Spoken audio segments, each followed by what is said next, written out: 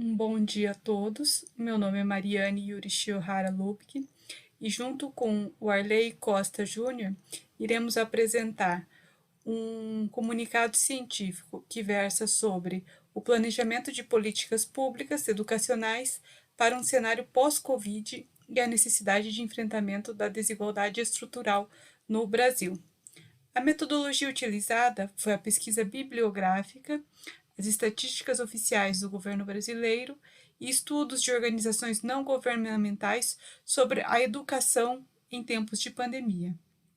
O método utilizado é o hipotético dedutivo, que, a partir de reflexões críticas acerca das ações e omissões do Estado brasileiro no setor educacional no período da pandemia, bem como conteúdo e do planejamento educacional para um cenário pós-Covid, como o Estado deverá atuar.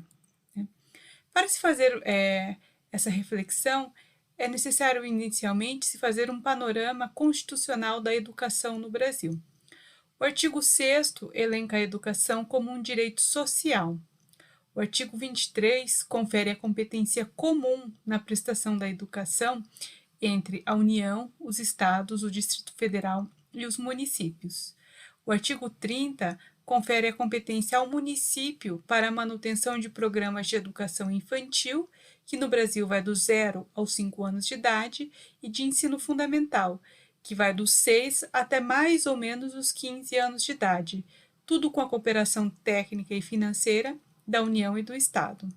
O artigo 205 elenca a educação como um direito de todos, um dever do Estado e da família da sua prestação.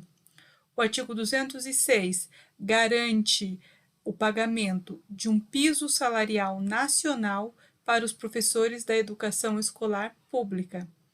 O artigo 212 fala do financiamento das ações de educação, em que o Estado, no caso a União, deve aplicar no mínimo 18% de suas receitas de impostos e os estados, o Distrito Federal e os municípios devem aplicar no mínimo 25% das suas receitas tributárias. E, por fim, o artigo 212-A trouxe uma inovação na Constituição Federal Brasileira, instituindo o Fundeb, que é um fundo para o financiamento da educação básica no Brasil. A educação pública brasileira e a pandemia. A impossibilidade de continuidade das aulas presenciais, que foram substituídas por aulas remotas, especialmente quando se analisa o sistema de ensino público brasileiro, revela várias mazelas pelos quais passa a sociedade brasileira, em especial as camadas mais carentes.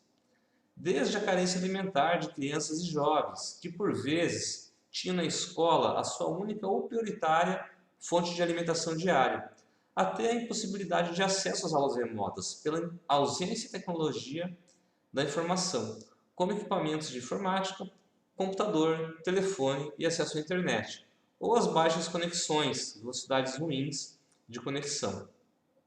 A pandemia do Covid trouxe, portanto, à tona parte das dificuldades existentes na implementação de um Objetivo de Desenvolvimento Sustentável número 4, que propõe assegurar a educação inclusiva e equitativa de qualidade e promover oportunidades de aprendizagem ao longo da vida para todos e para todas. Nesse sentido, os dados brasileiros de 2019 mostram que apenas 14% das escolas públicas localizadas em áreas urbanas contavam, no segundo semestre de 2019, com um ambiente ou plataforma virtual de aprendizagem. 15,5 milhões de crianças e adolescentes de 9 a 17 anos vivem e viviam em domicílios com condições limitadas para a educação remota, sem conexão à internet ou com velocidades de download para transmissão abaixo de 4 megabits, o que dificulta a transmissão de vídeo e conteúdo educacional. E 15,5 milhões de crianças e adolescentes de 9 a 17 anos não dispunham nem de computadores em casa, inviabilizando a transmissão dessas informações desse conteúdo estudantil. Para que a educação infantil e básica no Brasil pudesse continuar sendo prestada, mesmo com o distanciamento social, algumas medidas emergenciais foram adotadas pelos governos estaduais e municipais, né? Vou falar aqui dos governos estaduais, né? Todos os estados adotaram alguma plataforma digital via internet para a veiculação das aulas, ou seja, existem programas na internet que veiculam as aulas do ensino fundamental e básico para os alunos.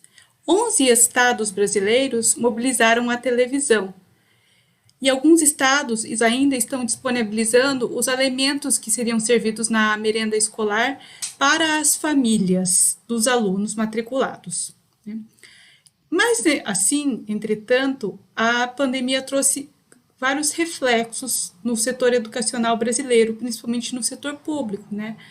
A pandemia escancara uma das facetas da desigualdade estrutural brasileira, que foi essa faceta da educação, né? As condições socioeconômicas familiares, bem como as desigualdades regionais, elas pesaram nessa situação da oferta da educação pública, né? Em relação às condições socioeconômicas, pelos dados colhidos até agora, fica evidente que as famílias mais pobres despendem menos tempo com seus filhos na educação.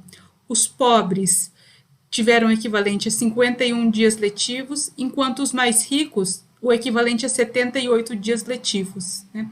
As desigualdades regionais também ficam bem claras, né?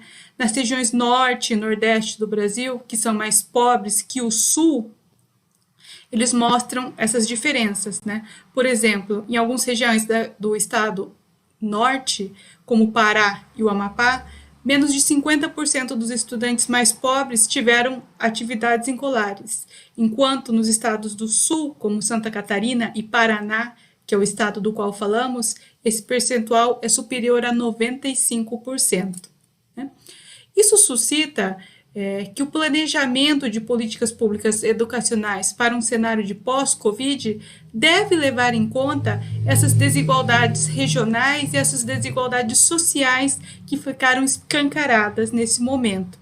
Ou seja, a educação deve ser pensada e planejada a partir de políticas públicas inclusivas, que levem em consideração não só o setor educacional, mas que abranja igualmente setores como a infraestrutura, as telecomunicações, a tecnologia, a saúde e a alimentação, dentre outros elementos que integram o direito à educação brasileiro.